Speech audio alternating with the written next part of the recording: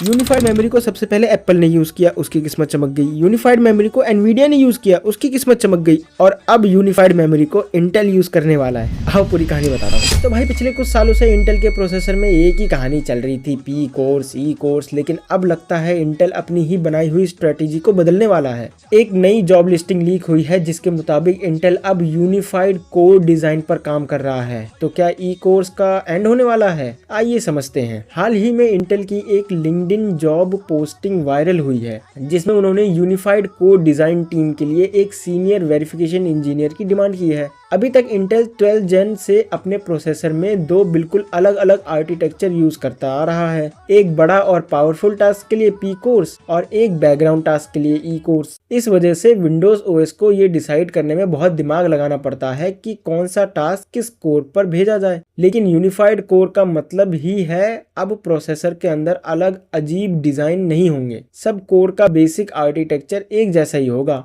पर रुको, पिक्चर अभी बाकी है। फेमस टेक लीकर ओलकट 29 ने बताया कि इसका मतलब ये नहीं है कि छोटे एफिशिएंसी कोर्स बिल्कुल ही खत्म हो जाएंगे। दरअसल इंटेल अब AMD की कॉपी करने की सोच रहा है। जैसे AMD अपने राइजन प्रोसेसर में कोर डिजाइन सेम रखता है, जैसे कि Zen 5 और Zen 5C, बस उनका फिजिकल साइज और पावर लिमिट अलग अलग होता है। वैसे ही इंटेल भी करेगा। आर्किटेक्चर एक ही होगा, यूनिफाइड, बस कुछ कोर्स ज्यादा पावर लेंगे और कुछ कम। लेकिन ये job posting pre silicon chip बनाने से पहले फेस की है, तो ये टेक्नोलॉजी मार्केट में आने में कम से कम 3 से 4 साल लगेगी। पर एक बात तो तय है कि इंटेल फ्यूचर में अपना प्रोसेसर डिजाइन बहुत सिंपल करने वाला है। अगर आपको पीसी हार्डवेयर और टेक की ऐसी डीप इनसाइड न्यूज सबसे पहले और सबसे सिंपल भाषा में समझना है तो फॉलो और सब्सक्राइब का बटन दबा लो भाई, क्या कर रहे हो। और अगर आपको पीसी बिल्ड करना है तो आकाश कंप्यूटर्स पे चले जाओ भाई, क्या कर रहे हो। और अगर आपको आकाश कंप्यूटर्स पे नहीं जाना है तो दिए गए नंबर पे कॉल कर लो भाई, क्या कर रहे हो। अब तो इंटेल को भी लग रहा है कि भाई पी कोर और ई कोर निकालना उनके लिए सबसे बड़ी गलती थी।